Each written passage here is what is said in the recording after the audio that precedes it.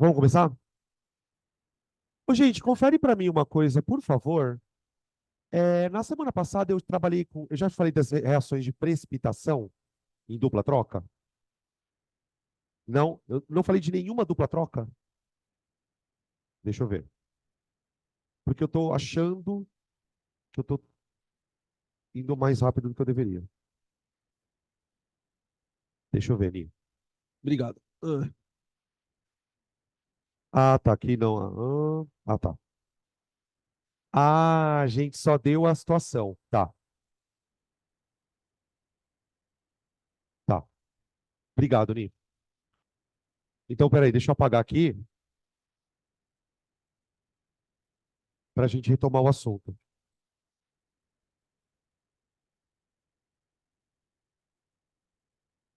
Então, pronto.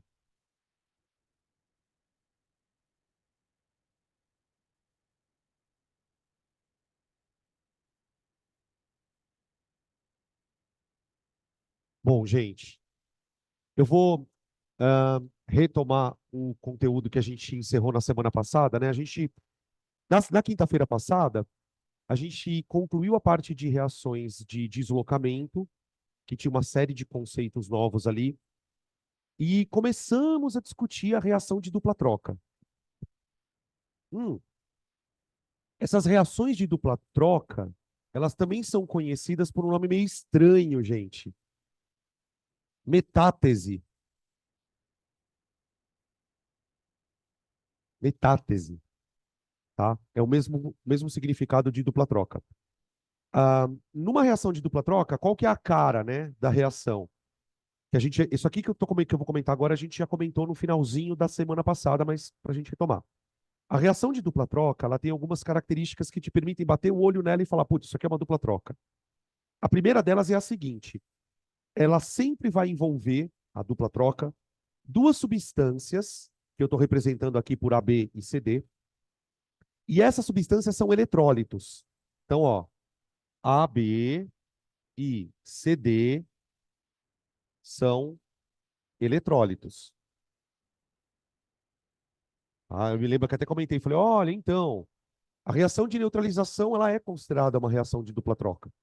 Ela envolve ácido e base. Então eu posso ter trocas, né? Do tipo ácido-base. Eu posso ter dupla trocas de um ácido com sal. Eu posso ter dupla troca entre sais. Posso ter dupla troca entre base e sal. Tem um monte de situações, tá? Esses, geralmente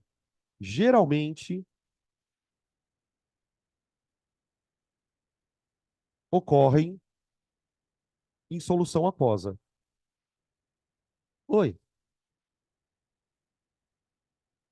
Isso, Peraí, espera só um pouquinho, eu te falo. Quando eu falo em eletrólito, eu estou falando de qualquer substância que na água libera íon. Aqui, se você quiser, já pode especificar em ácidos, bases e sais, tá? Entre eles. Bom, já que a reação de dupla troca acontece entre eletrólitos, ah, isso explicaria por que da realização dela em água. Na reação de dupla troca, gente, o que vai acontecer é uma recombinação de íons. De tal maneira que, imaginem que essa substância aqui, ó, sendo um eletrólito, é formada por um cátion e um ânion.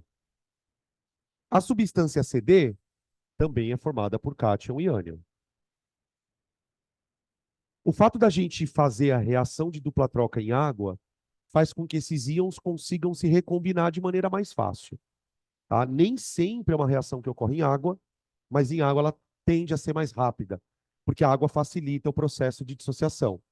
Na dupla troca, o cátion do primeiro eletrólito vai se combinar com o segundo.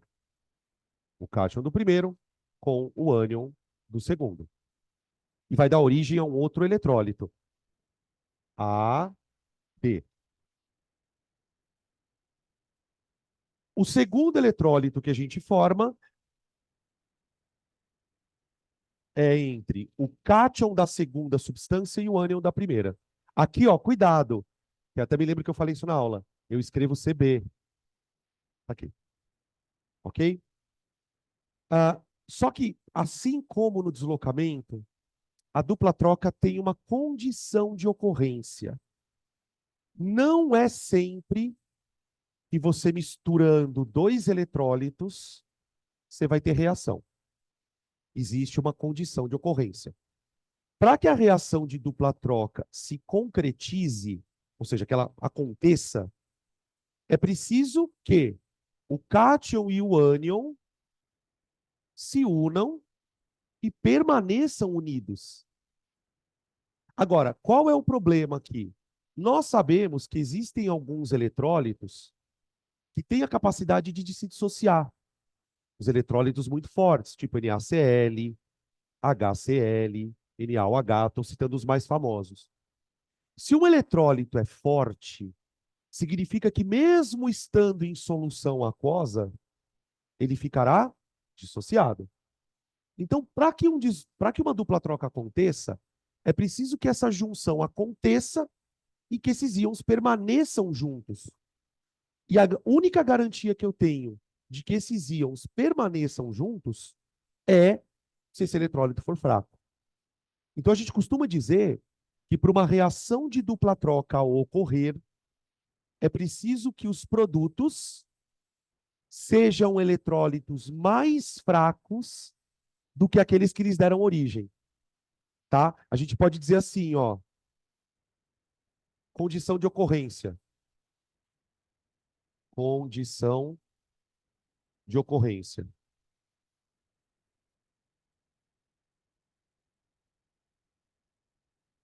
tá? A condição de ocorrência é que pelo menos um dos eletrólitos produzidos, um dos eletrólitos gerados, opa, seja mais fraco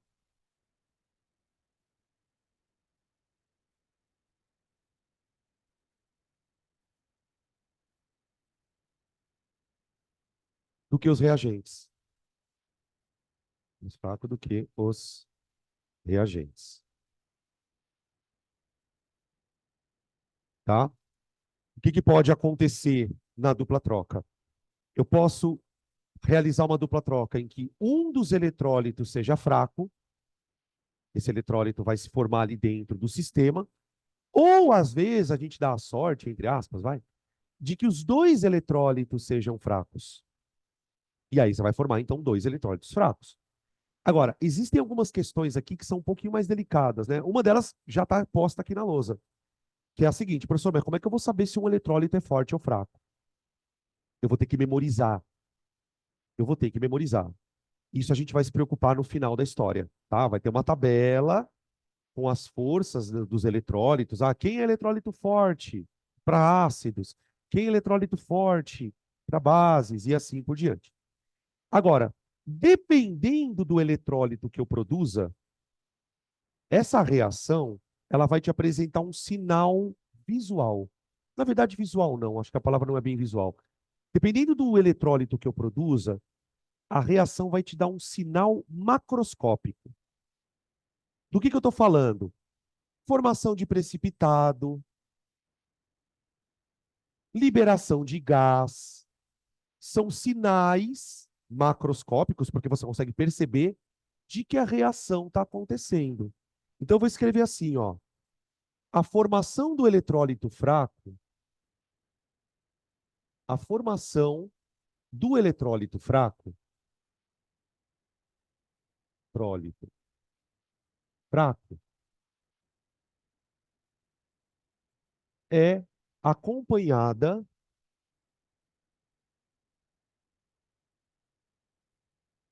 de um sinal macroscópico. A gente chama de sinal de reação, sinal macroscópico.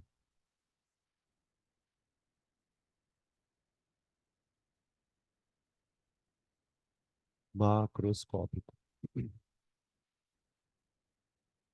E aí, a gente vai. Opa, peraí. Deixa eu pegar, pode deixar. E aí, o que que a gente vai discutir? Quais são esses sinais macroscópicos e quais são os eletrólitos que indicam esses sinais, tá? Vamos começar com um sinalzinho mais famoso. Primeiro sinal. Sinal de que uma dupla troca ocorre. Formação de precipitado. Formação de precipitado. Ô, gente, o que que é um precipitado?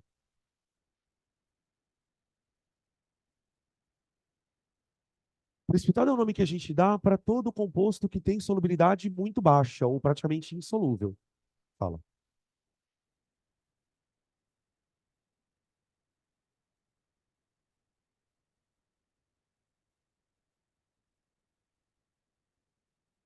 É maior. Exatamente isso. Porque para pensar. Se você quer produzir um negócio, sendo que esse negócio é formado por um cátion e ânion, a única chance de você produzir esse negócio é de que o cátion e o ânion se mantenham juntos.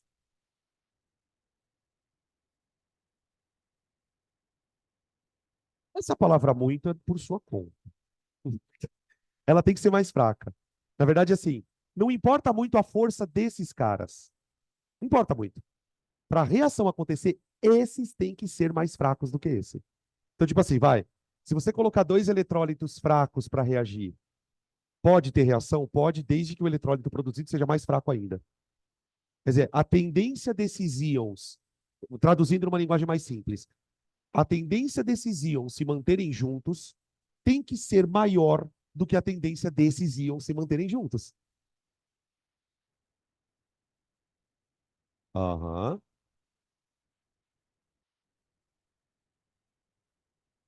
A água é um eletrólito fraco. H mais OH menos é extremamente forte, exatamente. A interação H mais OH menos é sempre mais forte do que qualquer ácido base aqui. Ou seja, o que que eu estou querendo dizer?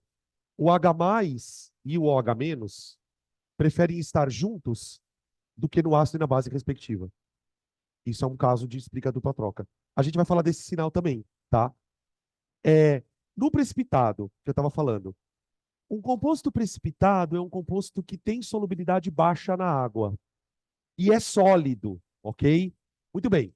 Se eu estou falando que a reação de dupla troca é feita com ácido, base e sal, qual ou quais desses compostos eventualmente poderiam precipitar na água? Sal pode precipitar na água? Pode, pode, pode sim. E base? Também pode. O que que o sal e a base têm em comum que faz com que eles possam precipitar na água? Eles são sólidos, eles são iônicos. Ácido não precipita na água, professor? Não, não. Não tem ácido sólido. Dos inorgânicos, nenhum precipita, gente. Então, uma coisa muito importante. Você está lendo lá um exercício de dupla troca e o cara fala: olha, tal reação formou precipitado. Você pode ter certeza. Se houve formação de precipitado, significa que ou você produziu um sal, e esse sal, obviamente, é um sal pouco solúvel,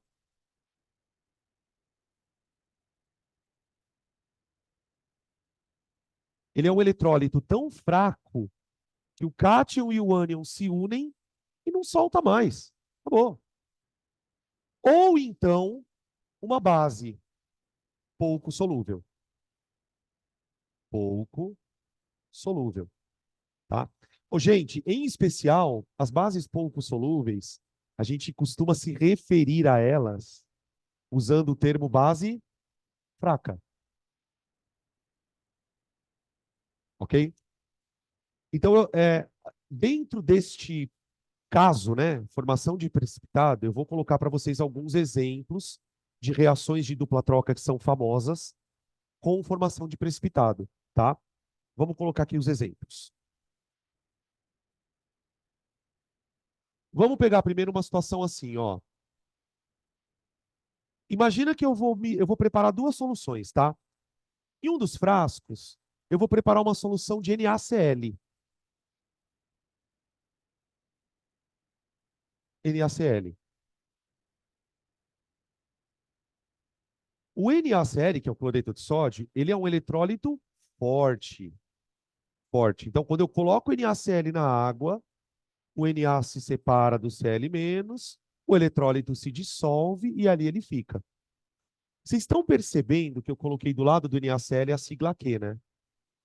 Essa sigla, gente, a gente sabe que significa aquoso, tá tudo certo. Mas quando a gente usa essa sigla para eletrólito, o que, que a gente está querendo dizer nas entrelinhas? Que esse eletrólito está dissociado. Então, ele é um eletrólito forte. Tudo bem? Tá. Aí eu vou pegar um outro eletrólito forte também.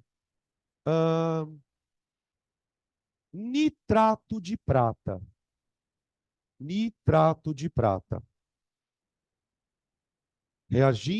Vamos reagir uma solução aquosa de cloreto de sódio com uma solução aquosa de nitrato de prata.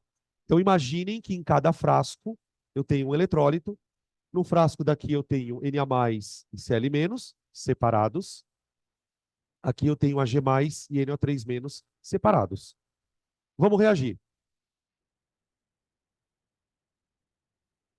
Para que aconteça a dupla troca, pelo menos um dos eletrólitos gerado tem que ser mais fraco do que os seus reagentes.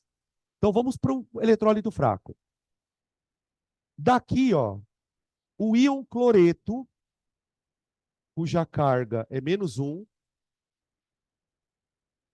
porque você tem que imaginar o seguinte, quando você mistura as duas soluções, esses íons começam a entrar em contato entre si, concorda? Os íons Na+ e Cl- vão começar a entrar em contato com os íons Ag+ e Na3-. Quando um íon Cl- encontrar um íon Ag+, esses íons interagem. Gruda. O eletrólito formado é o AgCl. Tudo bem? Só que este eletrólito é fraco. Quando o íon Ag+ gruda no, NO3, no Cl-, ele gruda e não separa mais. Como esse composto formado é iônico, ele é sólido. Se ele não dissocia, isso aqui é pouco solúvel. Então, imediatamente, a gente observa a formação de um sólido na reação. Precipitado. Professor, essa é a pergunta chata. Como você sabe que isso aqui precipita? Porque eu decorei. Esse é o problema. Para você saber, para você identificar quem é um precipitado, se isso for uma pergunta, por exemplo, você tem que ter um certo conhecimento de solubilidade de alguns eletrólitos. Por exemplo, esse eletrólito não precipita na reação, jamais. Isso aqui também não. São eletrólitos fortes. O cloreto de prata já é um eletrólito fraco. Então aqui eu tenho um precipitado. Não! Boa pergunta. Quem perguntou isso? AG, cadê? Por que seria GCl2? Não, a prata é um mais. Tá? Se fosse dois, mas se fosse um cálcio, aí seria. Beleza. Então a reação forma um precipitado. Por exemplo, se você faz essa reação no laboratório, você tem imagina dois frascos com dois líquidos incolores, tá? A hora que eu misturo os dois, gente, fica branco. Parece leite. Essa substância branca, ela vai se depositando no fundo do recipiente. Voltou a câmera, é? Ela vai se depositando no fundo do recipiente, tá? Esse precipitado a gente pode retirar da solução, caso nós queiramos, por filtração. Então, ó, precipitado pode ser separado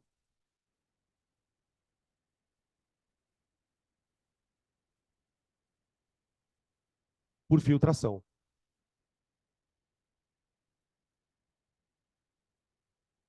Então tem muito exercício, depois vocês vão ver nos exercícios de casa lá, o cara fala, olha, misturando-se duas soluções de fulano com beltrano, Observou-se a formação de um precipitado branco, o qual foi retirado por filtração. Quem é o precipitado? Tem esse tipo de pergunta, tá? Não é bem cara de Enem. Se esse tipo de pergunta fosse feita pelo Enem, ele daria uma tabela de solubilidade para você consultar. É uma prova que ela preconiza muito mais habilidades, né? Agora, eu sei que vocês vão prestar vestibulares por aí. Cara, tem vestibular que é foda. Desculpa o palavrão mesmo, porque você tem que saber, olha, esse precipitado, esse cara é sólido, tá? Aí vem a segunda parte da história.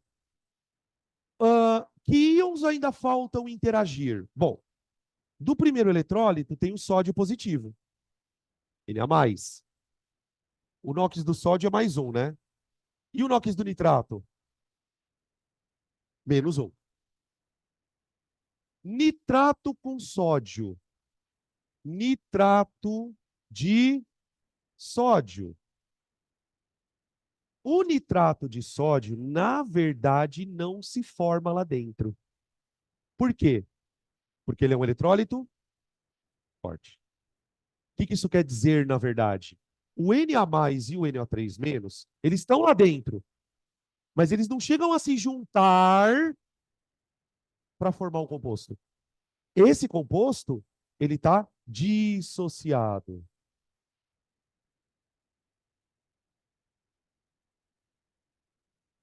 Então, eu misturei duas soluções incolores, obtive um sistema. Olha para cá um pouquinho, gente, por favor. Obtive um sistema heterogêneo com uma fase sólida e uma solução aquosa. O que eu tenho na solução aquosa? Na+ e NO3-. Se eu quiser obter esse sal sólido, posso filtrar? Aqui não. O que eu faço? Se eu quiser obter o sal, você tem que tirar a água. Você evapora. O sal pode ser obtido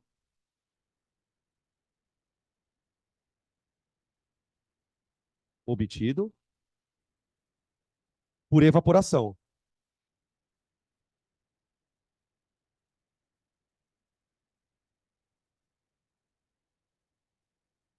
Tá? Gente, só para não deixar também vocês meio preocupados, não é todo exercício de dupla troca que o cara vai ficar questionando você se o negócio é precipitado ou não. Vai ter exercícios mais simples em que ele vai pedir para você completar a reação. Ah, completa aí. E aí você não precisa se preocupar se o negócio está dissociado, se o negócio não está. Não é tão importante, tá? Depois que a gente monta a reação, a gente verifica se há necessidade do balanceamento. Nesse caso, não há, né? Você tem uma prata aqui, um sódio aqui, um outro aqui, tá bom? Ah, e tem uma coisa muito legal. Geralmente, quando a gente vai fazer um balanceamento de reações, a gente vai balanceando átomo por átomo, não é? Balanceia o sódio, depois balanceia o hidrogênio. Dica legal. Quando você estiver balanceando uma dupla troca, não balanceie átomo, balanceie íon, o que é diferente. Por exemplo, eu não vou me preocupar em balancear o nitrogênio, eu vou me preocupar em balancear o nitrato, porque não é uma troca só de íons. Então você não precisa ficar balanceando átomo por átomo, tá? Vocês vão ver nos próximos exemplos que eu vou colocar, vai aparecer. Tudo bem?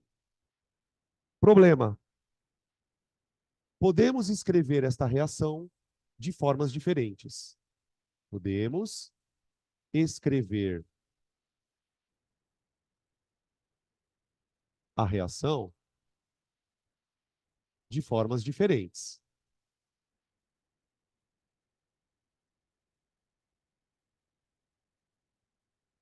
E você precisa saber como escreve essas reações dessas maneiras mais alternativas, tá? Isso aqui é o jeito mais tradicional, né? Provavelmente foi assim que se aprendeu. Geralmente é assim que a gente aprende, a gente estuda. Quando a pessoa está tendo esse contato pela primeira vez, isso aqui normalmente é o primeiro ano do ensino médio. Então a gente vai mexendo com os íons. Agora, nós acabamos de discutir aqui que dependendo do eletrólito, ele pode estar dissociado ou não. Então, uma outra possibilidade de você escrever a reação seria escrever quem tiver dissociado, dissociado, e quem não tiver dissociado, não escrever dissociado. Ou seja, olha como eu vou escrever, ó. Na mais Cl menos são os dois íons que estão na primeira solução, separados. Mais Ag mais NO3 menos, segunda solução. Agora eu vou misturar os dois.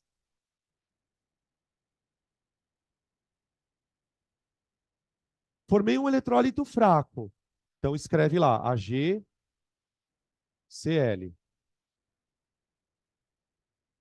E o outro eletrólito que está forte, que você sabe que está dissociado, você escreve ele dissociado.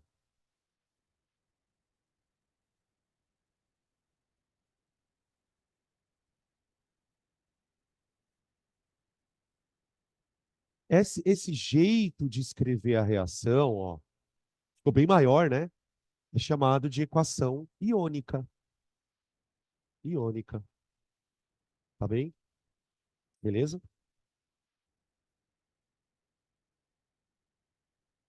E tem um outro jeito, que é o que eu gosto mais, na verdade.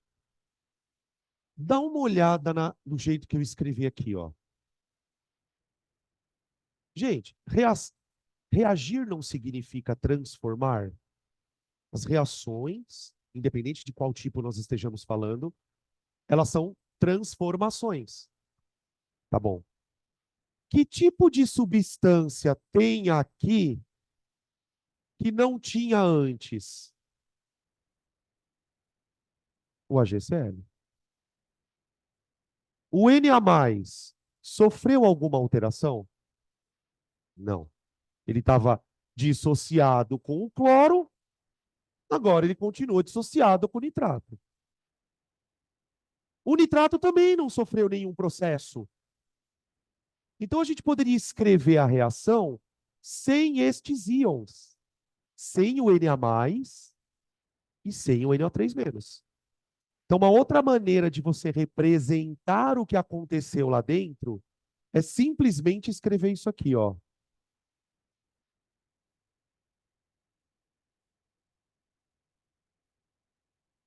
Ó.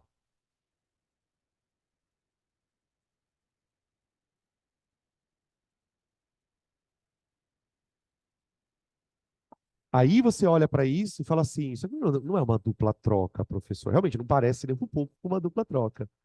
Essa forma aqui, gente, das três, é a mais correta de você escrever a reação, tá? E aí, nesse caso, a gente vai usar uma expressão que a gente usou também no deslocamento. Se o Na+ não participou de nenhum processo químico e o NO3 também não, a gente vai chamar eles de íons espectadores. Tá? Nas dupla trocas, se um íon não participou do processo de precipitação, você pode chamar ele de íons espectadores, tá? Então, ó, isso aqui é a equação, desculpa, íons espectadores do processo.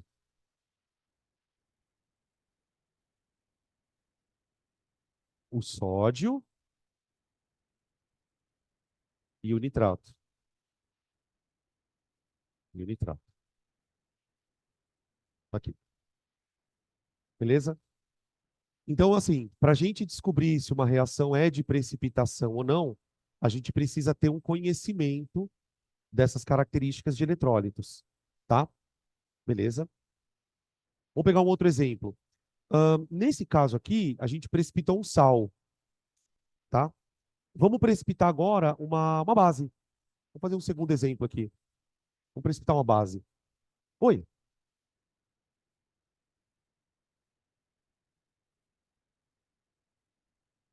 Aham. Então, teoricamente, se você fez uma reação em proporção estequiométrica, né, de 1 mol para 1 mol, dentro da solução você não deve ter mais nenhum íon prata e nenhum íon cloreto, né? É praticamente zero. Praticamente zero. Ó. Quando a reação terminar, o que que você vai ter, né? Vou fazer um desenho aqui, ó. É claro que na vida real sempre vai sobrar uma ou duas pratinhas ali.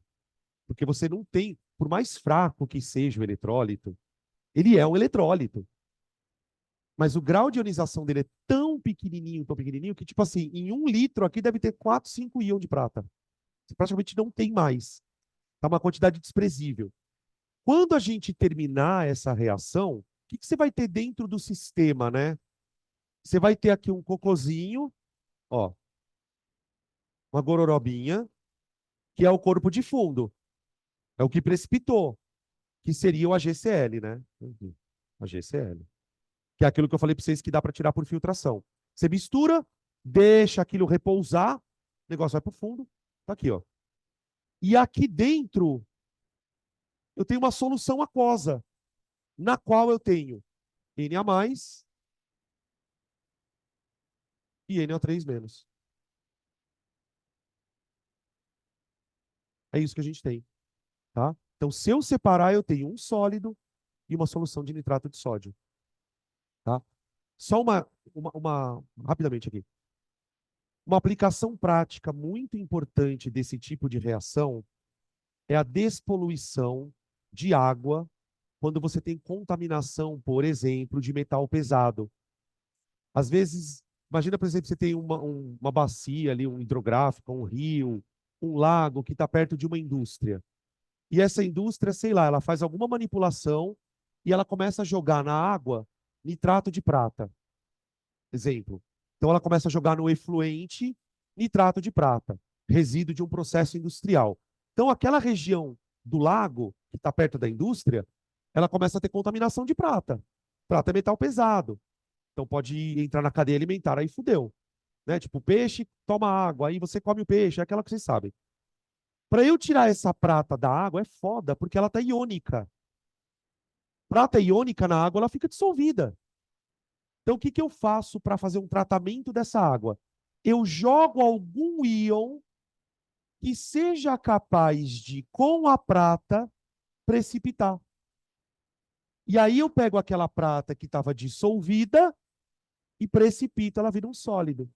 E o sólido eu consigo tirar por filtração, eu faço algum processo ali de tratamento dessa água. Então, uma aplicação muito importante dentro desse viés mais ambiental de reações de dupla troca é provocar precipitação de metais pesados. Precipitação de cobre, precipitação de prata, precipitação de chumbo, enfim, esses metais aí, tá? Beleza? Ah, vamos lá, vamos precipitar agora uma base.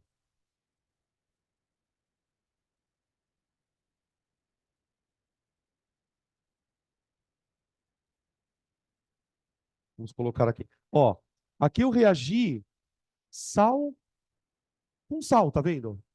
2 sais. Agora eu vou reagir um sal.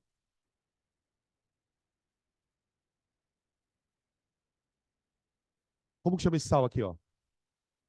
Cuidado, hein? Isso, cloreto de ferro 3. Hum. Os cloretos, olha a frase que eu vou falar agora, porque é isso que você vai ter que decorar com o tempo, tá? Você não vai decorar de um dia para o outro. Os cloretos, em geral, são solúveis, com exceção do cloreto de prata, cloreto de chumbo e cloreto de mercúrio. Entenderam? Os cloretos, em geral, são solúveis, exceção feita ao cloreto de prata, cloreto de chumbo e cloreto de mercúrio. Então, se esse cloreto não é de prata, não é de chumbo e não é de mercúrio, ele está dissociado. Deixa eu só fazer um parênteses para vocês não ficarem desesperados. Todas essas frases que eu estou falando estão numa tabela na página 109, tá? Você não precisa copiar isso que eu estou falando.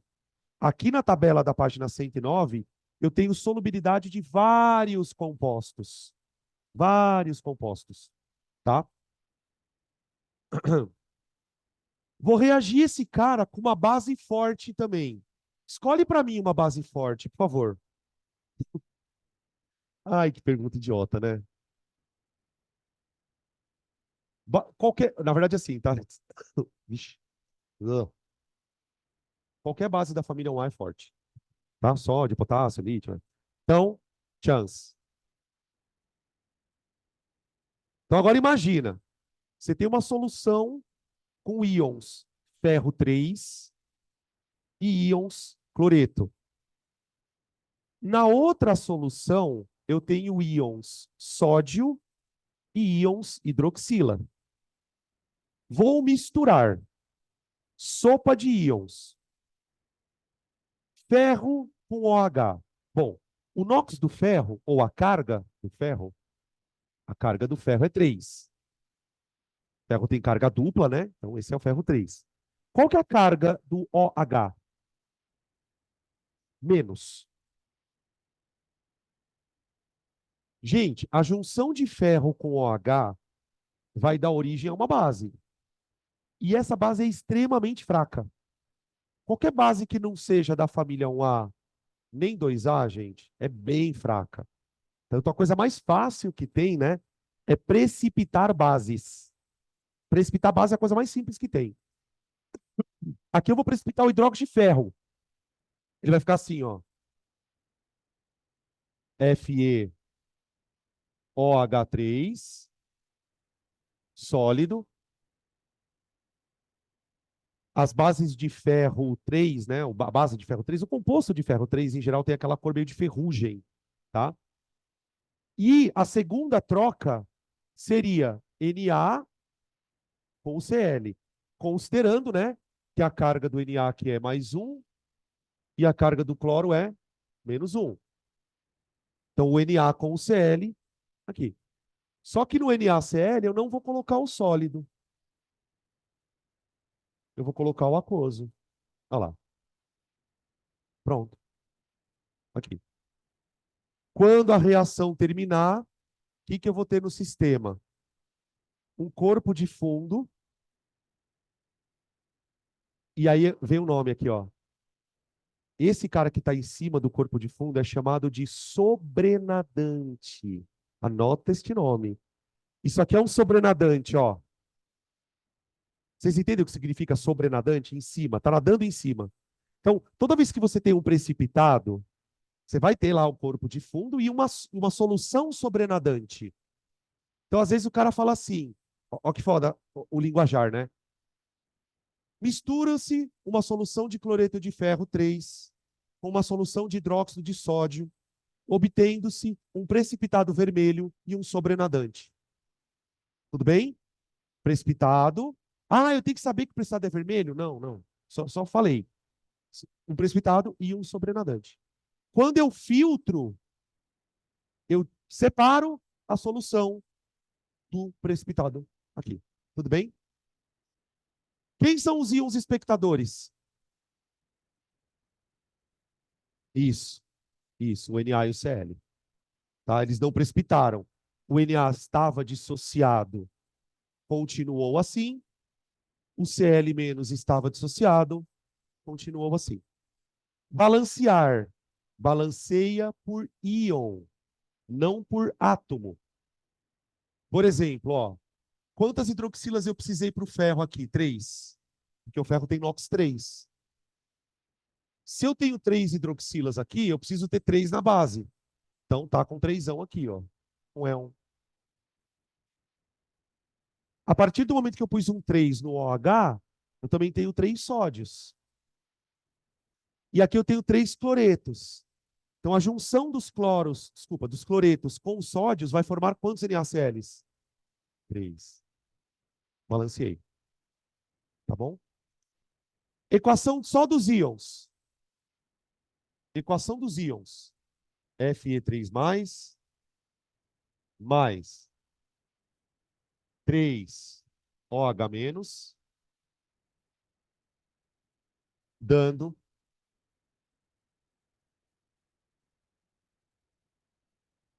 buguei, calma. Desculpa. FOH3. Tá aqui. Beleza?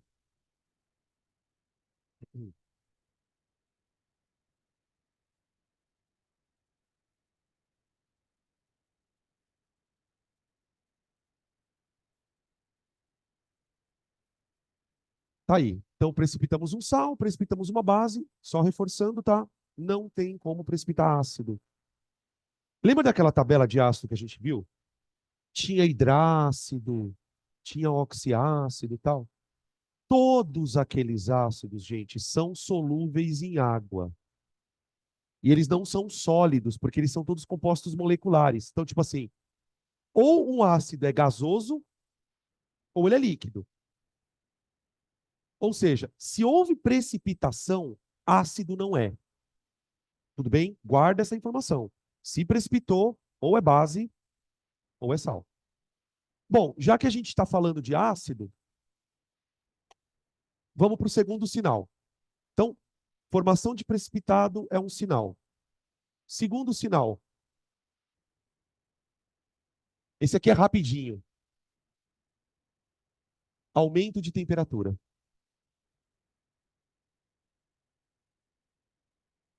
Como assim, Danilo? Gente, existem reações endotérmicas e exotérmicas. E, aliás, por sinal, a gente já está, daqui a pouco a gente está começando a trabalhar a termoquímica. E quando uma reação libera energia, ou seja, quando uma reação é exotérmica, nós sabemos que ela é exotérmica por quê? Porque ela vai liberar calor. Só que, gente, a partir do momento que uma reação libera calor, significa que ela vai esquentar tudo que tiver em volta dela. Basta você pensar numa fogueira. Quando você se aproxima de uma fogueira, você não sente calor? Por quê? Porque a fogueira é uma reação de queima e a reação está liberando calor para as vizinhanças. Então, existem algumas reações de dupla troca que são exotérmicas. Então, e aí como é que você consegue perceber isso? Você pega duas soluções e mede a temperatura delas, das duas, temperatura ambiente. Aí você mistura uma solução na outra e põe o termômetro. Você vai perceber que a temperatura vai subindo. Você não vai ver precipitado, você não vai ver nada, mas você vai detectar um aumento de temperatura. Isso para reações exotérmicas, tá? Adivinha que reação muito famosa é exotérmica, que a gente já estudou, a neutralização.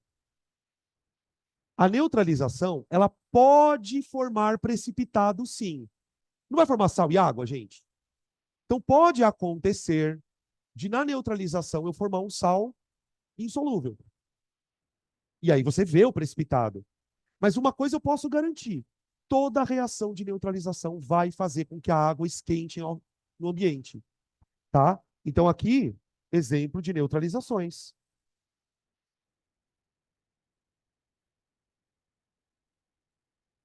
Eu vou colocar um exemplo aqui. A gente não vamos ficar martelando muito, porque a gente já está de saco cheio de fazer neutralização aqui. A gente fez uma aula inteira disso. Mas eu vou colocar uma neutralização aqui, que além da mudança de temperatura, vai produzir um sal precipitado, tá? Eu quero ácido sulfúrico, solução de ácido sulfúrico, com solução de hidróxido de bário. Bário não, cálcio. Vamos colocar o cálcio.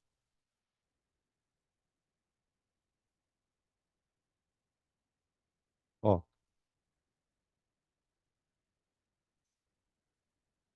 tá? A reação de neutralização libera calor, porque na verdade o que libera calor, gente, é a junção do H+ com o H-, tá? Toda vez que o H+ e o OH- se unem para formar água, liberação de calor. Então as reações de neutralização fazem com que a água fique mais quente. Então aqui eu vou produzir água, duas águas, tá? Duas águas, mais. Vou colocar aqui uma coisa que a gente não costuma colocar muito, mas tudo bem. Calor, tá bem? Liberou energia, né? Só fazer uma ponte aqui com outro assunto. Esse calor, lá na aula de ΔH, ele vai se chamar entalpia de neutralização. Ok? Essa expressão? Entalpia é o calor. A gente tem uma mania de dar nome para os calor. Por exemplo, se for uma reação de combustão, vai ser calor de combustão, ou entalpia de combustão. Se for uma reação de H+ com OH-, eu vou chamar de calor de neutralização, ou entalpia de neutralização. Tá? É só um nome. E além disso, eu vou produzir o eletrólito fraco, que é o sulfato de cálcio. A carguinha do cálcio aqui, gente, 2. A carguinha do SO4, -2. Então, eu vou formar CaSO4 precipitado. Tá? GIS. GIS. Fórmula do GIS. Sulfato de cálcio. Tá? Giz e gesso. O gesso também. Só que o gesso é um sulfato de cálcio hidratado. É parecido. Olha que curiosidade aqui. Quem é o íon espectador? Não tem íon. Que calor, criatura. E calor é íon. Não tem íon espectador. Sabe por que não tem, gente? Vamos lá. O H+ reagiu com alguém? Com H-. Juntou e não separou mais. Ficou. O sulfato reagiu com o cálcio? Sim, porque aqui eles estavam dissociados, não estavam?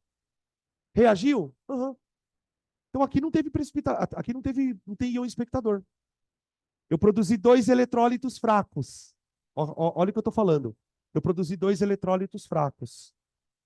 Eu estou chamando a água de eletrólito fraco, tá? Porque ela foi formada pela junção de H+ proveniente de um ácido e OH- proveniente de uma base.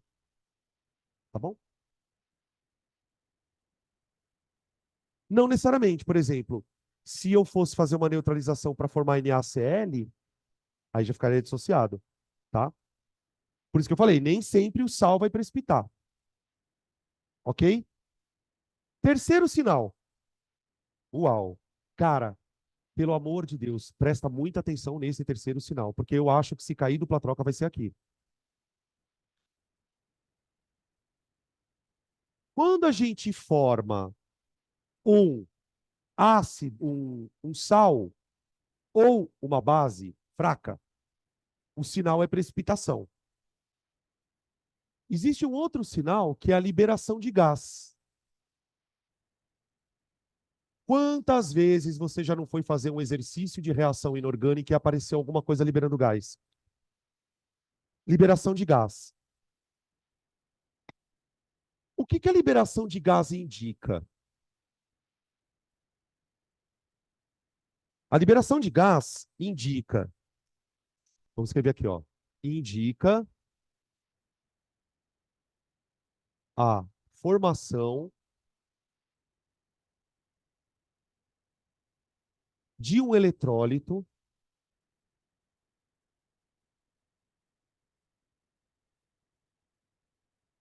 fraco, tem que ser fraco, né? Isso é a condição, digamos, principal. O eletrólito, você tem que juntar os íons e ficar preso. Só que esse eletrólito fraco, ele além de ser fraco, tem pressão de vapor alta. O que significa? Volátil. Se tem pressão de vapor alta, é volátil. Lembra da aula de propriedade coligativa. Eletrólito fraco e volátil.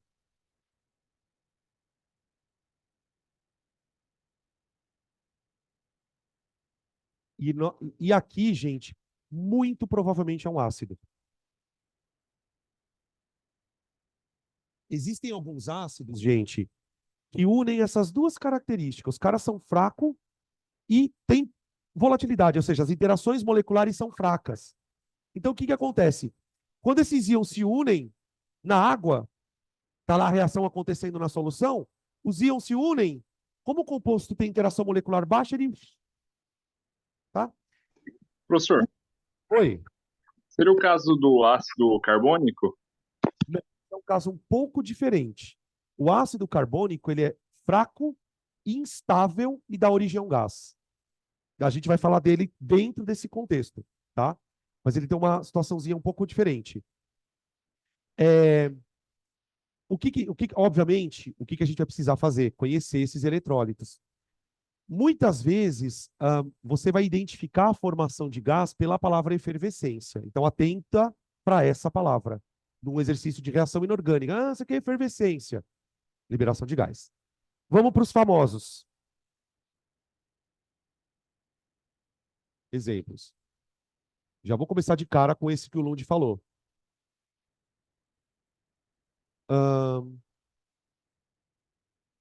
Sal de frutas. Sal de frutas.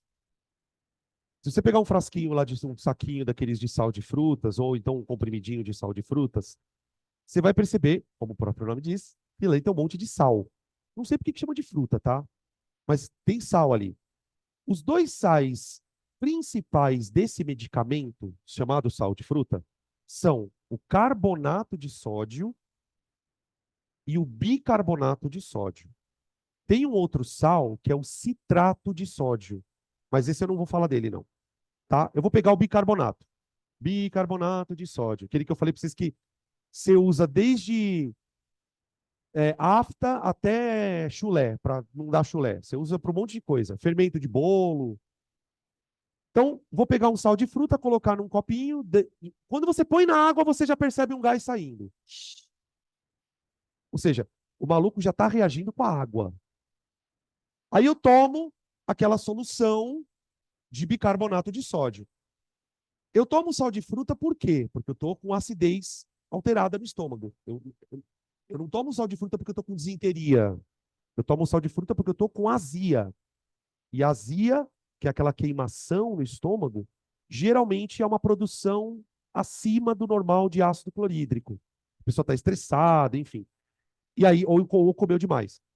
O sal de fruta entra no teu organismo e cai direto no estômago, dissolvido. E lá no estômago, ele entra em contato com uma solução aquosa de suco gástrico. Na solução de suco gástrico, além das enzimas digestivas, eu tenho ácido clorídrico, que vai fazer com que a enzima funcione naquele pH, tá bem? Uma outra função, viu, gente, do ácido clorídrico no estômago é que, deixando o pH muito baixo, ele inibe a proliferação de algumas bactérias e auxilia na absorção de ferro. A acidez estomacal auxilia na absorção de ferro também. Beleza. Dupla troca. Dupla troca. A carga do sódio aqui é mais 1. A carga do bicarbonato é menos 1. H mais, Cl menos. Tá. Vamos para as trocas. Primeira troca. Na com Cl. Na com Cl está se formando dentro de uma solução aquoso. Eletrólito forte. Beleza. Agora vai acontecer a formação do fraco. Quando o íon H+, do estômago, encontrar o íon bicarbonato, que veio do medicamento, forma-se H2CO3. Qual é o macete para você lembrar que este ácido é fraco? 3 menos 2.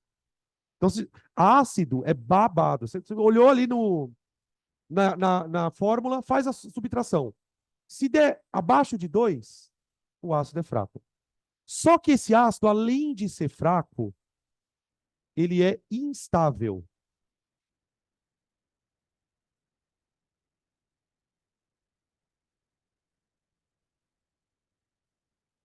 Ou seja, ele tem tempo de vida curto.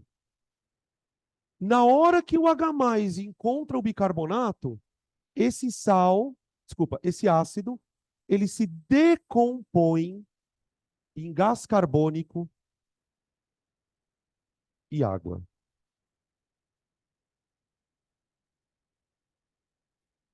Então, é uma reação de dupla troca que liberou um gás proveniente da decomposição de um ácido que era fraco e instável. Normalmente, para você representar a instabilidade desse ácido, você vai usar esse símbolo aqui, ó. tá? Então fica uma dica para aqueles que forem prestar provas discursivas. Se você precisar representar uma reação como esta, você pode fazer isso, escrever H2CO3 e colocar esse colchete, ou você pode direto escrever isso aqui, ó. Não precisa nem passar pelo H2CO3, tá? Gente, sem brincadeira, tá? Essa reação é a mais famosa de todas as dupla trocas que existem. É reação, olha para cá. Reação entre bicarbonato e um ácido. No medicamento, né, na ação medicamentosa, a gente está tomando bicarbonato de sódio. Mas não precisava ser bicarbonato de sódio. A reação em si aconteceu entre quais íons? Isso e isso aqui, não é? O Na+ e o Cl-, eles são íons espectadores. Então, por exemplo, eu poderia representar todo esse processo assim, ó.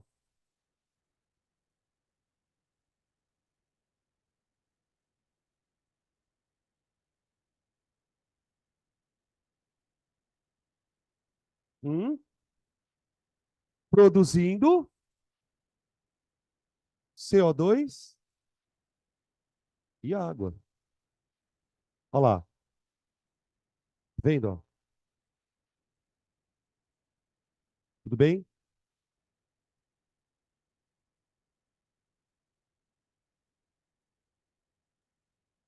Qual a relação entre aquecimento global e desaparecimento de recife de coral? A acidificação da água dos oceanos. Por que a acidificação dos oceanos prejudica coral? A resposta está aqui. O exoesqueleto dos corais é feito de carbonato de cálcio, mais conhecido como calcário. K4. O pH da água dos oceanos é levemente alcalino. Tem uma concentração de H+ ali bem baixinha. Deve estar girando por só, assim, na água do oceano, em média, 7,8, 8. O excesso de gás, olha como tudo que a gente já viu se encaixa. O excesso de gás carbônico na atmosfera acaba refletindo na acidez do oceano. Por quê? CO2 não é um óxido de caráter ácido. CO2 não é um óxido de caráter ácido. Então, quando o CO2 é dissolvido na água, ele tende a acidificar a água. Ele tende a produzir íons H+ e HCO3-.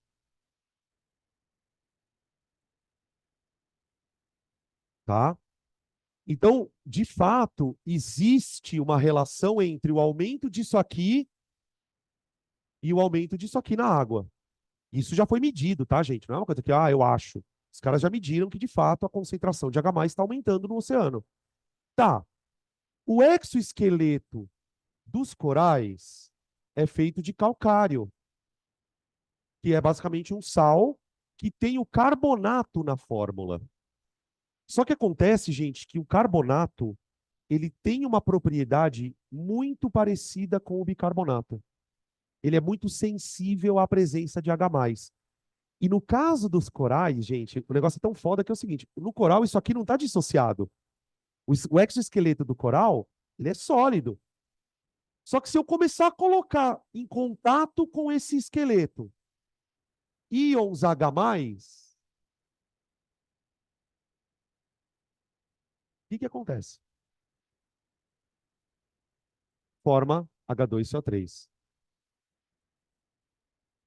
que se decompõe em CO2 e água. E o que sobra dentro da solução? Hã? Mais íon cálcio. Gente, o que a gente está propondo aqui é o seguinte: o esqueleto vai ser literalmente dissolvido pela água do mar. O excesso de acidez no oceano vai começar a dificultar a formação desse composto pelos corais. Para que os corais consigam crescer e se proliferar nas regiões, é preciso que a acidez seja relativamente controlada, tá? Isso sem contar o efeito da temperatura na água, que também tem aumentado nos últimos anos. Mas aí a gente deixa para discutir o efeito da temperatura, né? Por que que o efeito da temperatura também atrapalha os corais, tá? Essa mudança de temperatura, porque isso tem a ver mais com o deslocamento de equilíbrio, tá? Então, ó, guarda essa frase, por favor. Carbonatos e bicarbonatos são sensíveis à presença de ácidos. Carbonatos e bicarbonatos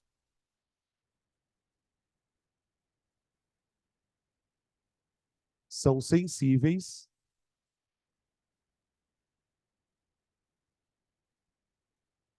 à presença de H+. Você já deve ter ouvido nas aulas de geografia, quando vocês estudam chuva ácida, o que aconteceu nos monumentos da Grécia por causa da chuva ácida. Os monumentos da Grécia, aquelas estátuas, aquelas construções que os gregos fizeram, né, na época, eram todas feitas de mármore. E o mármore é o calcário. Ele vem do calcário, é o calcário refinado. Começa a cair H+ na chuva, isso aqui vai virando outra substância, vai derretendo a estrutura, tá? Carbonatos e bicarbonatos são sensíveis à presença de íons H+. E como você percebe isso? Liberação de gás. Você percebe que, tanto num caso como no outro, você vai ter a liberação de gás. A única diferença, para não dizer, né, entre carbonato e bicarbonato é a estequiometria da reação. Né? Porque se você está usando bicarbonato para reagir com ácido, a estequiometria é 1:1. Quando eu estou usando o carbonato, é 1:2. Tá? Então, imagina o efeito do sal de frutas. Porque no sal de frutas eu tenho bicarbonato de sódio e tenho carbonato de sódio, que é o CO3, o Na2CO3.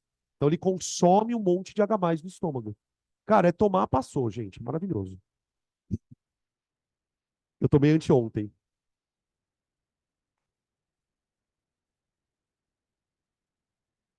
E quando ele está em sistema fechado, ele pode entrar em equilíbrio.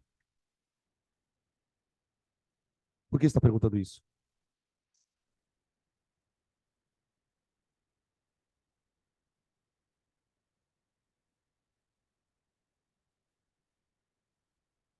Onde eu coloquei que é reversível? Ah, sim, mas é que assim, mano, você tem que entender o seguinte: tudo isso funciona como sistemas acoplados. São sistemas que estão conectados. Então, tipo, o aumento de CO2 causa o aumento de H+.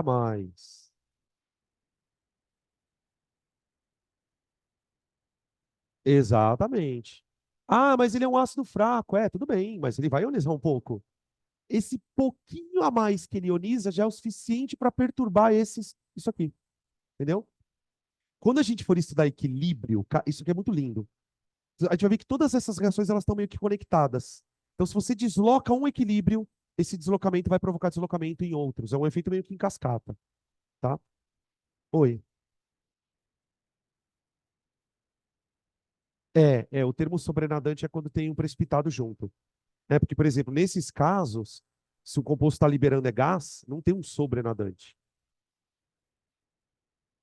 Aí não tem, exatamente. Tá? Você só vai usar mesmo o sobrenadante quando tiver um sólido na parada. Tá? Então, assim, primeiro grande exemplo de liberação de gás. Produção de gás carbônico ou por ação de bicarbonatos ou carbonatos. Tá? Vamos para um segundo exemplo.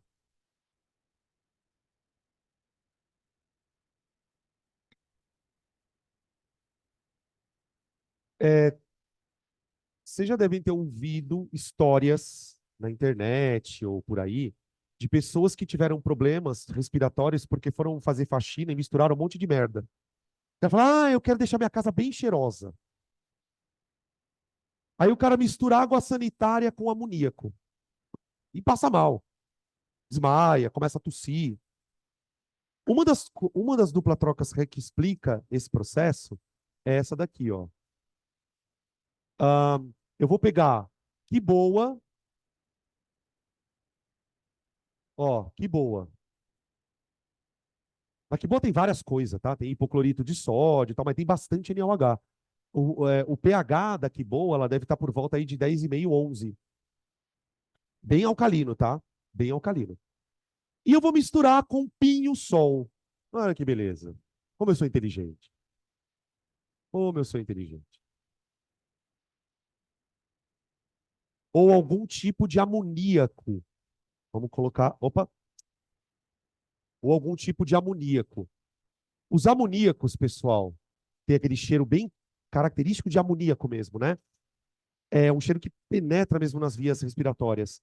Ele geralmente tem sais de amônio, tá? Pode ser um cloreto de amônio, pode ser um. Geralmente é cloreto, nitrato é um sal mais perigoso que é explosivo. E aí eu vou misturar os dois frascos, ok? Vou misturar os dois frascos. Vamos ver o que acontece aqui, o problema. Dupla troca. Primeira troca, sódio com cloreto. Cloreto de sódio. Só que o cloreto de sódio é um eletrólito forte. Então escrevemos ele dissociado. NaClAq. Pronto. Tá aqui. Agora é que vem a treta. Quando o íon hidróxido, que estava com a base, encontra o íon amônio, eu formo NH4OH, hidróxido de amônio. E essa base, ela tem o mesmo comportamento químico deste querido aqui, ó, instável. O H2CO3, quando se decompõe, vai liberar CO2, que não é um gás tóxico. Tipo, é claro que você não pode ficar numa atmosfera de CO2 só, mas ele não é um gás venenoso, digamos assim. Agora, o problema é que quando esse cara se decompõe, ele forma amônia instável. A decomposição dele lembra muito a do ácido. Por quê? No ácido eu libero um gás e água, né? No caso, CO2 e água. Aqui ele vai liberar amônia e água. Então, essa reação, ela não é efervescente, tá? Ela não chega a fazer uma efervescência como a outra. A efervescência acontece porque a reação é muito rápida. Tipo, a cinética dessa reação é muito rápida. Então, essa daqui, ela é lenta, mas você sente um cheiro de amoníaco. Então, por exemplo, se você está usando dois produtos de limpeza que têm altas concentrações disso aqui, a hora que você mistura, você consegue liberar uma quantidade absurda de amônia, tá? Por isso que eles falam que recomenda-se, né, não ficar misturando produtos de limpeza, porque boa parte deles, boa parte dos produtos de limpeza ou tem soda cáustica ou tem amoníaco, tá? Não os dois, porque os dois reagiriam, tá? Beleza? Ok. Esse é um outro exemplo bem famoso, tá? Com liberação de amoníaco. Agora, olha que pergunta foda. Puta, essa é foda. Imagina que você faça uma reação de liberação de gás, tá? Ou o gás produzido é CO2, ou o gás produzido é amônia. Proponha para mim um teste que não seja cheirar. Porque se você cheirar, você sabe, você mata. Proponha um teste que te permita identificar se o gás liberado é amônia ou gás carbônico, que não seja cheirar. Os gases não têm cor. Eu coloco alguma coisa. O quê?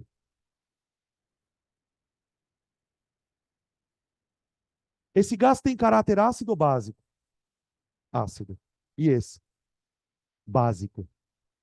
Amônia em água. Adivinha o que ela produz? Hidróxido de amônio. Hidróxido de amônio.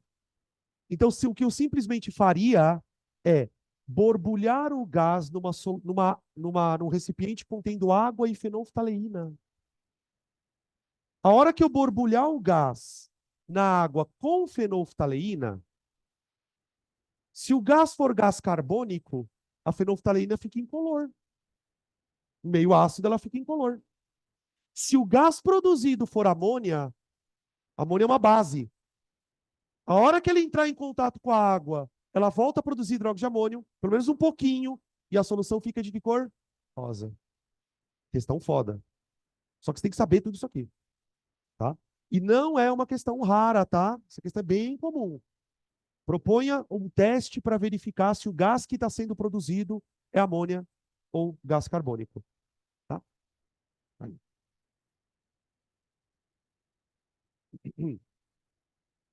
Oi.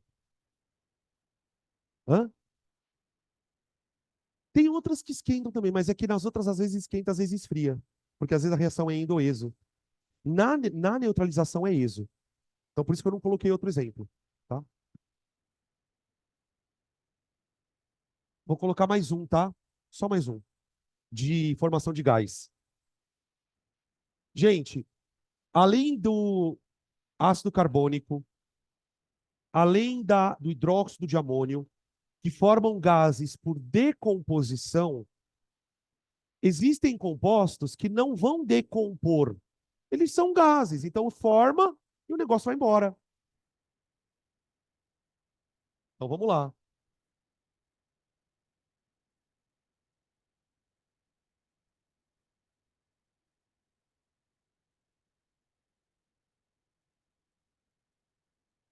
Ah, não, peraí, deixa eu só baixar aqui, peraí.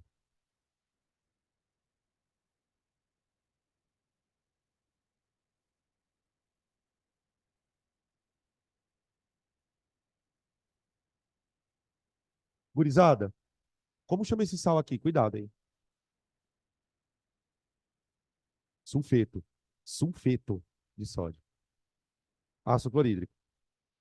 Se eu misturar esses dois fracos, eu vou sentir cheiro do quê? Hã? Peido!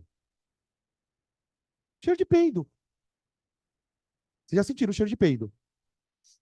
Por que o peido tem cheiro? O que tem no peido que tem cheiro? Não é o metano, tá?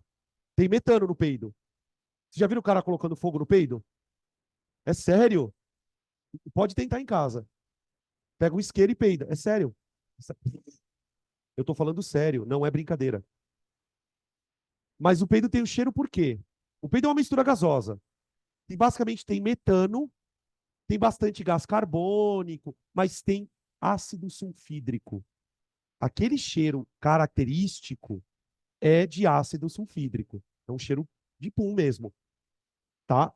Ó, reação entre sulfeto de sódio com ácido clorídrico. Dupla troca. Sódio com cloro, nada acontece.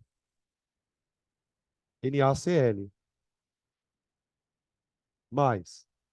A troca vai acontecer aqui. Por quê? Aqui o hidrogênio está ligado no cloro. E o cloro é um ácido forte. Quando o hidrogênio encontrar o íon sulfeto, gente, qual que é o NOx do sulfeto aqui? 2 menos. Quando o hidrogênio encontrar o sulfeto, ele vai grudar e vai dar origem a um ácido bem fraco, que é o ácido sulfídrico. Então aqui eu vou formar H2S gasoso. Esse é o odor característico. Tá, nos exercícios eles não vão usar o termo peido, nem flatulência. Eles vão falar que isso aqui é cheiro de ovo podre. Que também no processo de putrefação do ovo forma-se esse gás aí, tá? Beleza? Balanceamento. Bota um doisinho aqui, ó. Um 2 aqui, né, por causa do hidrogênio. Na hora que eu pus o 2 aqui, eu tenho 2 sódios e 2 cloros, então você põe aqui. Tá? Olhando nessas duas reações, ó, gente, a gente identifica íons espectadores também. Tá? Nesse caso aqui, ó, os íons espectadores foram o Na e o Cl, e aqui também, ó, NaCl. Tá? Só para já finalizar, vamos escrever as duas equações iônicas aqui, aí a gente faz os exercícios. Ó, equação iônica da liberação de amônia. Amônio mais OH-, dando amônia e água. Amônia e água. Aqui. Se quiser anotar, ó, gás de caráter alcalino, tá? Guarda essa informação. Gás de caráter alcalino. O CO2 é gás de caráter ácido, a gente já discutiu isso em óxido, né? E aqui a equação iônica ficaria 2H mais S2 menos, dando H2S, tá? Oi.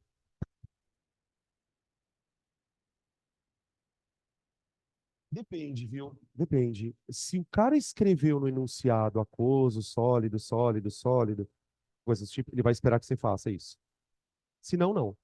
É que geralmente numa prova de segunda fase, ele vai fazer isso, tá?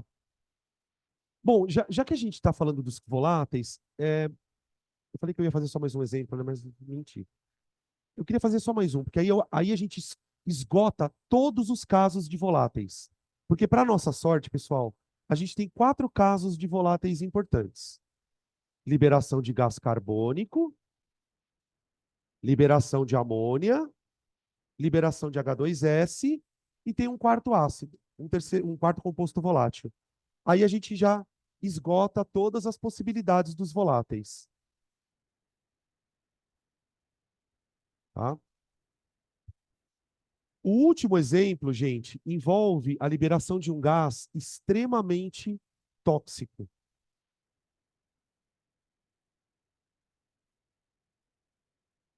É um gás extremamente tóxico.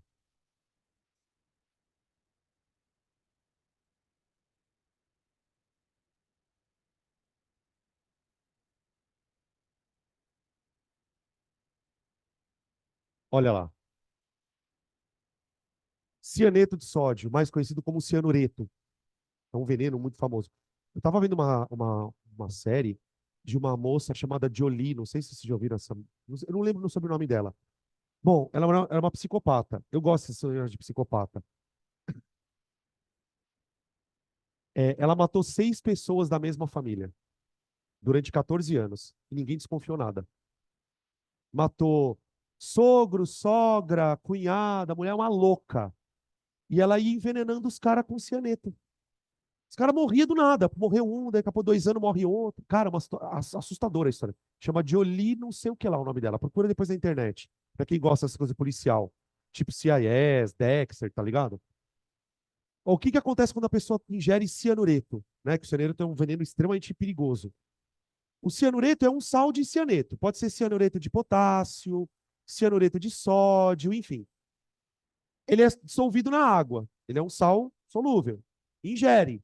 Quando você ingere aquilo, ele entra em contato com ácido clorídrico. E aí acontece a formação do veneno em si, dentro do estômago. A dupla troca vai ser NaCl, aquoso, e esse é um eletrólito forte, mas a junção do H+, do ácido aqui, ó, com o cianeto, vai formar um ácido fraco, que é o ácido cianídrico. E ele é gasoso. Ele é gasoso. Então, seu estômago começa a produzir moléculas de ácido cianídrico. E é justamente isso que atua como veneno, tá? Aqui eu tenho liberação de ácido cianídrico. Oi,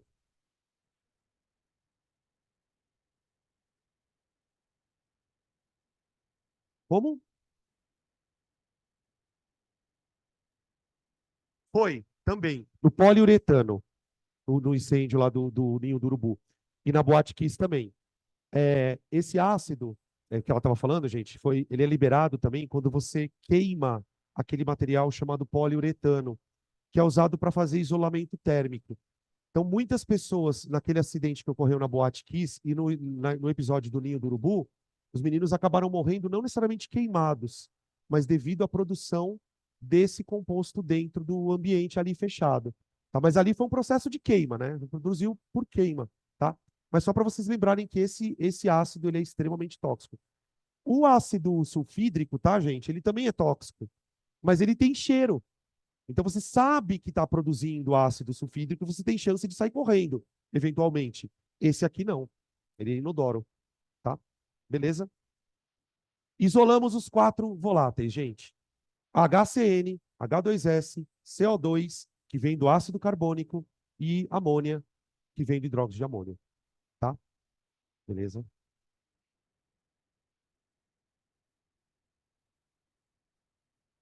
Pela fórmula não dá para saber, é só por já ter visto isso alguma vez na vida, tá? Por isso que eu acho muitas vezes importante a gente ter esse momento de que eu passe para vocês essas informações, porque a única maneira de você ficar sabendo que o negócio tem cheiro de ovo podre é que alguém te contou, entendeu? Tá? Beleza? Vamos fazer exercício? Ui, misericórdia.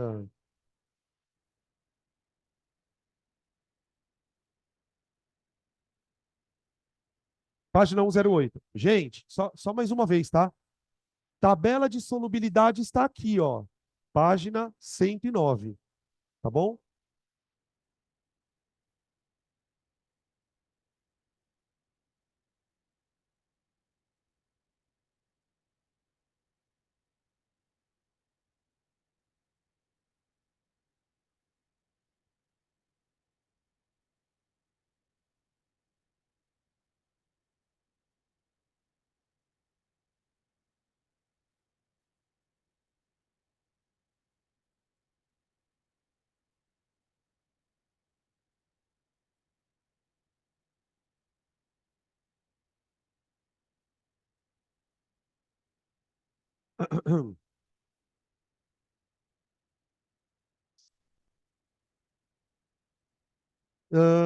Não, é página 108, gente, perdão. É uma página antes.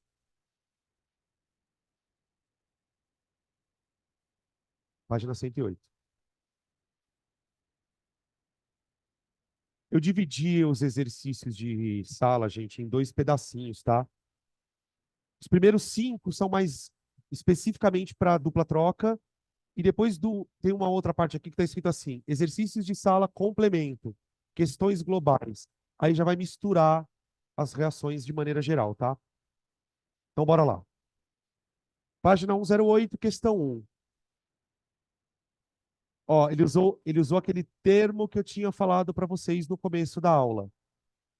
Quando ocorre uma reação de metátese com a formação de um composto sólido? Como se chama essa reação? Metátese, só para lembrar, sinônimo de dupla troca, tá? E está perguntando basicamente o seguinte: que tipo de processo de dupla troca vai dar origem a um composto sólido? Então a gente pode escrever o seguinte, aqui, ó. A formação de precipitado de precipitado. Não, já vamos escrever o seguinte. Como ele quer o nome da reação, né? Eu vou escrever assim: reação de precipitação. Reação de precipitação. Ah, professor, não tem um nome específico para ela? Não, é reação de precipitação. Tá? Pode ser uma dupla troca de precipitação. Reação de precipitação. Aí eu escreveria assim, ó, a formação de precipitado de precipitado ocorre devido, não devido não, ocorre quando há, do verbo ver, a produção de um eletrólito, a formação de precipitado ocorre quando há a produção de um eletrólito fraco e iônico. De um eletrólito fraco e iônico. Aí eu ainda colocaria num parênteses, porque para ele precipitar, ele tem que ser sólido, né, gente? Então ele tem que ser iônico. Eu colocaria aqui bases ou sais.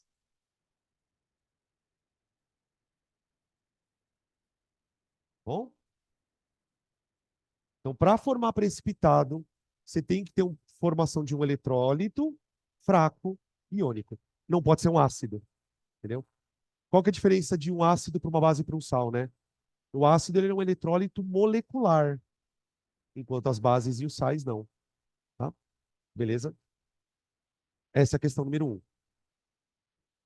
2.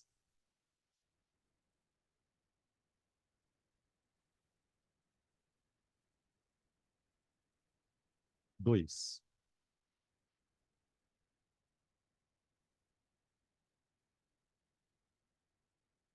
O que significa volatilidade? Qual a relação entre volatilidade de uma substância e interações moleculares? Uma questãozinha bem de estrutura, né? Volatilidade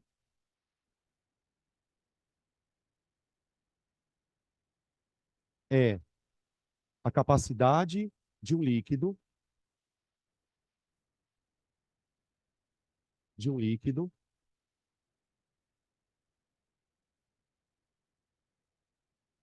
produzir vapores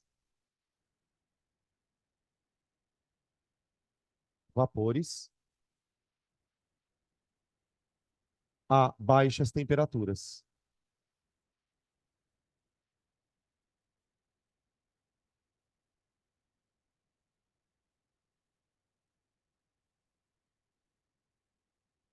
Uma maneira de você explicar o termo volatilidade, ó. Volatilidade é a capacidade de um líquido produzir vapores a baixas temperaturas. Quanto mais vapor ele produzir a baixas temperaturas, mais volátil ele é. Agora, a gente poderia fazer um acréscimo, vamos ver se vocês conseguem pegar a ideia. Isso acontece por quê? Que propriedade do líquido eu posso usar para medir a volatilidade? A pressão de vapor. Então, quando a interação molecular é baixa, ele acaba produzindo muito vapor. Se ele produz muito vapor, a gente consegue medir. Tudo bem? Então eu posso escrever uma outra parte assim, ó. Podemos comparar volatilidades, podemos comparar volatilidades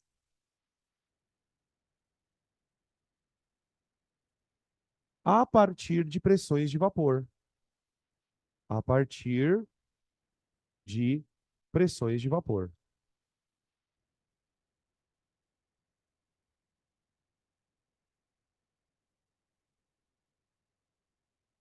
Tá? Vocês perceberam, por exemplo, no caso dos dois ácidos aqui, ó, que eu falei que eram voláteis, né, ó, o ácido cianídrico, que era volátil, e o ácido sulfídrico também. Não por acaso, pessoal, eles são moléculas não tão polares e moléculas pequenininhas. Então, as interações moleculares nesse tipo de molécula, a molécula já não é muito polar. E, além de tudo, não é tão grande, não é uma molécula gigantesca, certamente as interações moleculares são fracas. Tá? Beleza? Então vou escrever aqui, ó. Ele fez a pergunta aqui mesmo. Qual que é a relação entre... Tá. Quanto maior a volatilidade do líquido, quanto maior a volatilidade do líquido,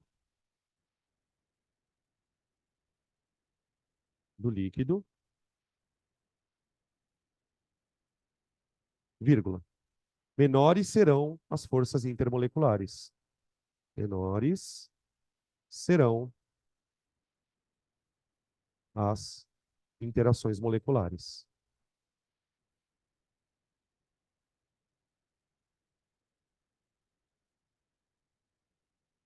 Pronto. Aí. Você nunca vai ter evaporação de sal. Você nunca vai ter evaporação de base, a não ser o NH4OH.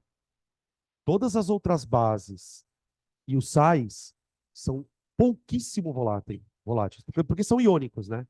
Tá? Composto iônico não evapora nem fudendo. Muito bem. Questão 3.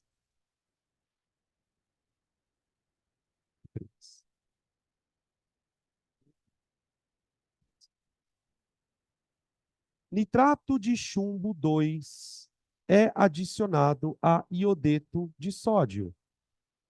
Qual é o tipo de reação que ocorre? Escreva a reação.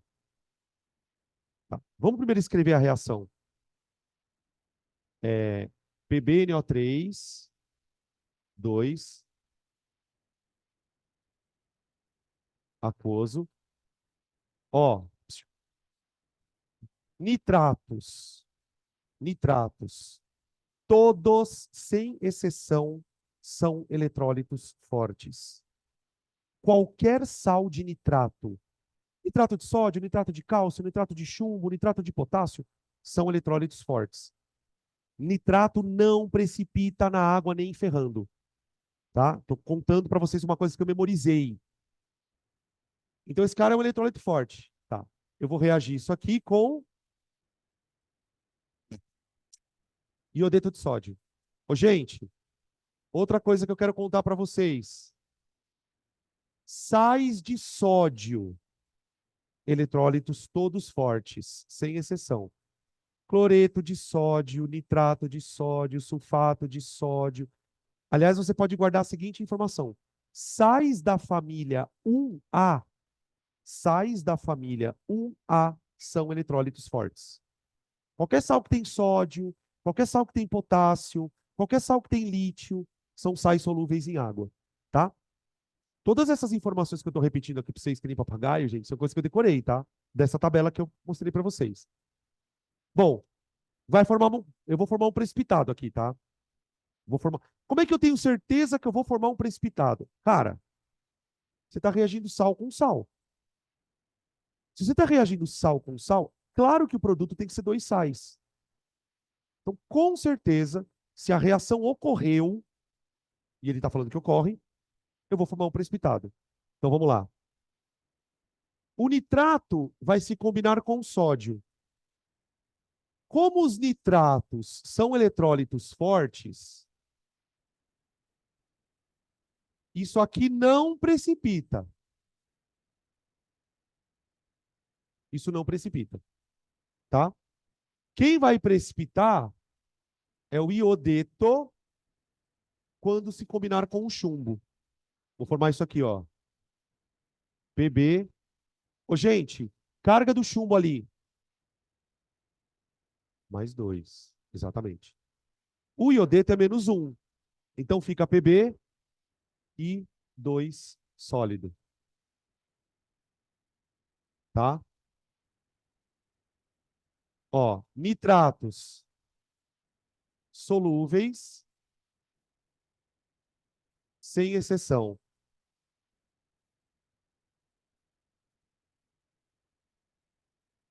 Tá? Se vocês quiserem anotar esses lembretes. Nitratos são solúveis, sem exceção. Então, se numa reação eventualmente formar um precipitado, não é nitrato. Pode ter certeza disso. Íons, sais da família 1A.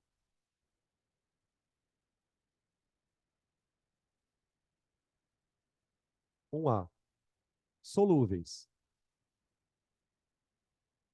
sem exceção. Você nunca vai ver um precipitado que tem sódio. Tá? E a terceira coisa. Como chamam esses íons que eu estou colocando aqui, ó? Cloreto, brometo. Eles são tudo da família 7A, né? Os sais que contêm esses íons, cloreto, brometo e iodeto, são solúveis. Exceto, exceto, exceto esses sais de prata, chumbo e mercúrio. Tá? Então, na hora que o iodeto encontrou o chumbo, ó, bum, grudou, precipitou. Tá bom? Ô, gente, precisa balancear esse trem aqui, hein? Bota um 2 aonde? Tem 2 nitratos aqui, então põe 2 aqui, ó. E um 2 aqui, né? Deu? Balanceou? 2 sódios, 2 sódios. 2 iodos, 2 iodos. 2 nitratos e um chumbo, um chumbo. Tá, é isso aí. Pronto, pode falar, desculpa.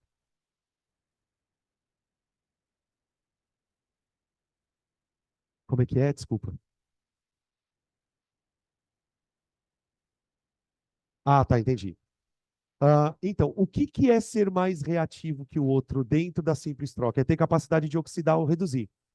Como aqui não tem oxidação e redução, a gente não está usando reatividade aqui. A gente está usando a capacidade do eletrólito se formar e permanecer daquele jeito, tá? Então é uma outra condição de ocorrência. Tá? É mais ou menos assim. Na, na simples troca, para você saber se a reação ocorre, você avalia a reatividade dos reagentes. Na dupla troca, para você saber se ela ocorre, você avalia a condição de existência dos produtos. Tipo, esse produto pode existir dentro da água associado? Não, mas esse pode. Então ela ocorre. Seria um equivalente à reatividade, mas a gente não usa esse termo. Tá? Beleza? Acho que é isso, né? Tá. Ele pede também para falar que tipo de reação ocorre. Você poderia escrever dupla troca ou precipitação, tá? Tanto faz. Dupla troca ou precipitação. Eu poderia, inclusive, viu, pessoal? Se você não quiser escrever a reação desse jeito gigante, só que, evidentemente, é uma questão difícil, porque você tem que saber tudo isso, né? Você poderia escrever a reação sem os espectadores. Quem é espectador aqui? O nitrato, ele é espectador, e o sódio também é. Então, eu poderia escrever essa reação de um outro jeito, ó. Pb 2 mais 2 e menos,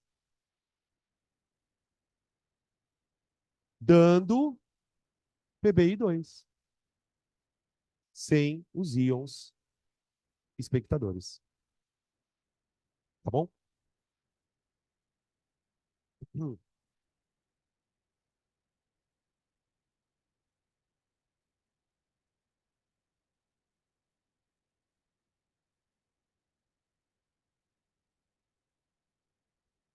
Questão número 4.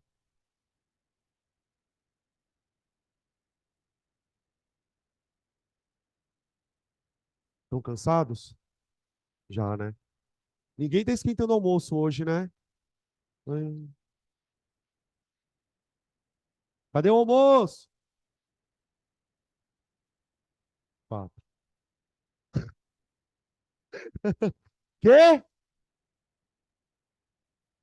Tá, vem logo. Professor, volta ali na questão 3 rapidinho. Pô, você quase matou a gente de susto aqui. Agora eu virei despertador de almoço. Aí, obrigada. Não, pode ficar doido. Qual que é a boa de hoje? O que que vocês acham que tem hoje? Nada, não tem. Ela falou que não tem almoço hoje? Ela esqueceu o almoço? Pronto, professor, muito obrigada.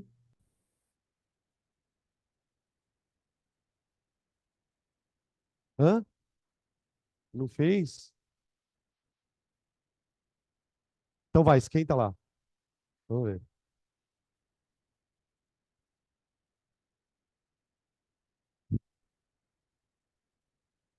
Eu sei que vocês estão cansados, mas foda-se. Olha só.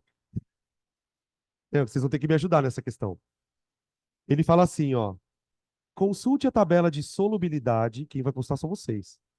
Consulte a tabela de solubilidade e avalie a possibilidade da ocorrência das reações a seguir. Indique no seu caderno as reações que de fato ocorrem, identificando o tipo de reação e os prováveis produtos. Então ele quer que a gente diga assim, ó, acontece ou não acontece? Se acontecer, a gente escreve os produtos, tá? Primeira reação. NaCl aquoso com... Como que chama esse sal aí, gente? Ca3PO42. Fosfato de cálcio.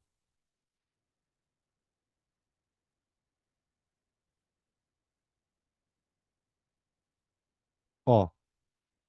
Ô, gente, se o exercício escreveu aquoso dos dois, você já sabe que os caras são eletrólito forte.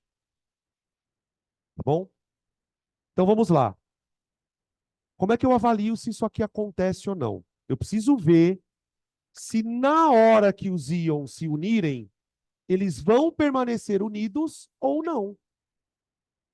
Beleza? Se ninguém conseguir ficar junto, a reação não acontece. Então vamos lá. Primeira situação. Sódio com fosfato. Vou formar fosfato de sódio, não vou? Será que esse eletrólito é forte ou fraco?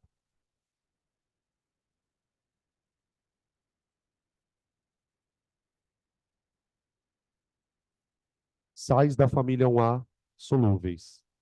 Qual a chance de um sal de sódio precipitar na água? Zero. Então, o Na+ não vai juntar com o fosfato. Esquece. Segunda possibilidade, cálcio com cloro. Formaria cloreto de cálcio. Cloreto de cálcio é solúvel em água? Sim. Portanto, não ocorrem. Gente, não tem nenhuma possibilidade de um cátion grudar num ânion e ficar ali. Então, se você misturar uma solução de cloreto de sódio com uma solução de fosfato de cálcio, o que você vai ter ali dentro? Sódio, cloro, fosfato e cálcio, tudo dissolvido.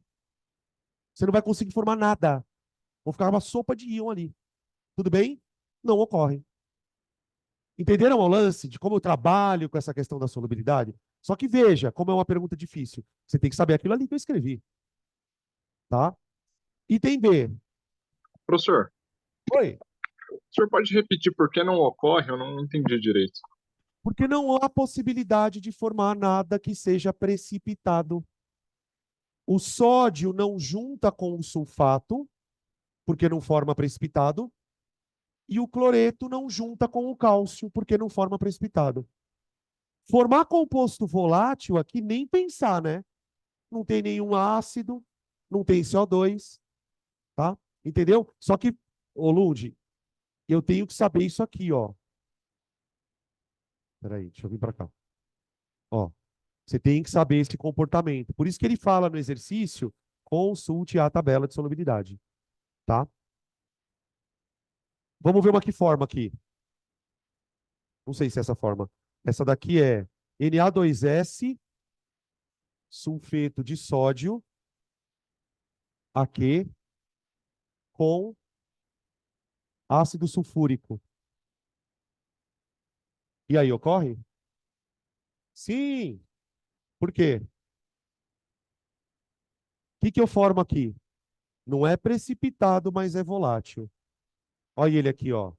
Sulfeto com H+. A junção de sulfeto com H+, ela é ok. Por quê? Porque a hora que o H+ encontrar o íon sulfeto, ele gruda e não separa mais. Agora, por que ele gruda e não separa mais? Porque ele é um ácido fraco. E além de ser fraco, ele é um composto volátil, então ele desprende na forma de gás. E o outro eletrólito, gente, quem é? Na2SO4. Esse eletrólito dissolve ou não dissolve? Sim, sais da família 1A são solúveis, sem exceção. Como eu sei isso? Porque eu decorei. É informação mesmo, tá? Gente, eu não tenho. Vocês sabem que eu não gosto de ficar decorando coisa. eu não tenho como olhar na fórmula e adivinhar se o cara é solúvel ou não. Não tem como. Então você tem que decorar mesmo, tá? Então essa ocorre. E ocorre com formação de um produto volátil. O balanceamento acho que já está feito, né? Já está tudo certo. Tá. K2SO4, C. K2SO4 aquoso com CaNO32. Os dois são fortes.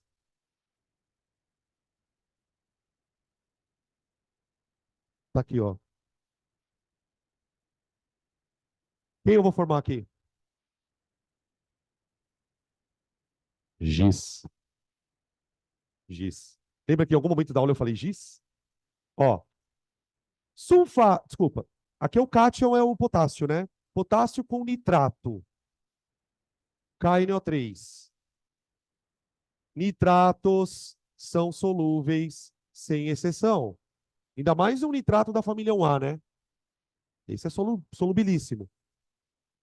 Sulfato de cálcio. Gente, sulfatos, em geral, são insolúveis. Vou escrever aqui, ó.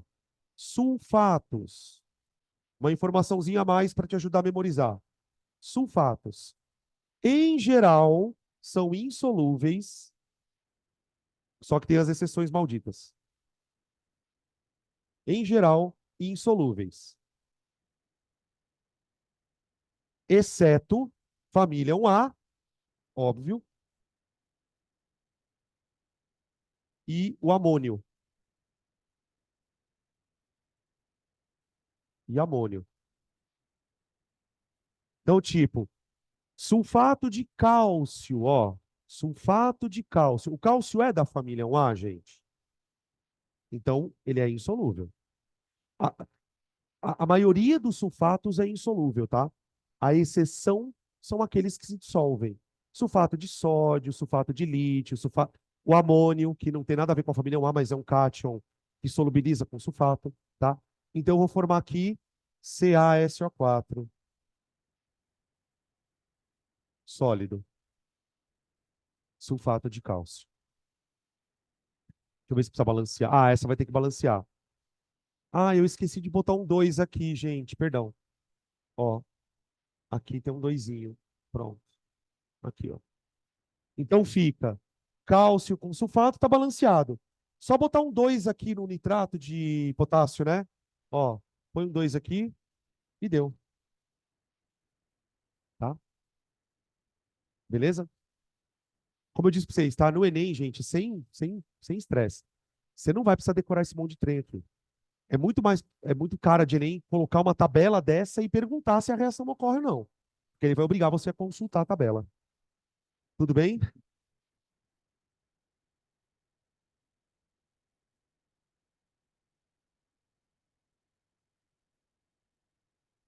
Bora? A gente deixa o último para fazer na próxima aula, tá?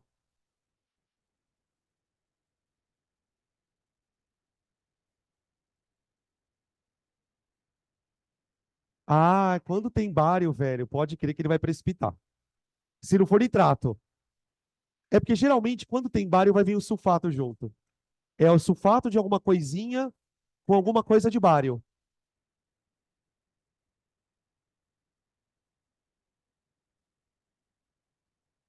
Cara, você vai ver que se você, a hora que você sentar para fazer os exercícios, você vai ver que quase todos os casos eu botei na lousa. Geralmente precipitado que forma algum cloreto de chumbo ou de iodeto de chumbo. O sulfato com o cálcio ou com o bário aparece bastante também, tá? Deixa eu só desligar aqui, tá, gente?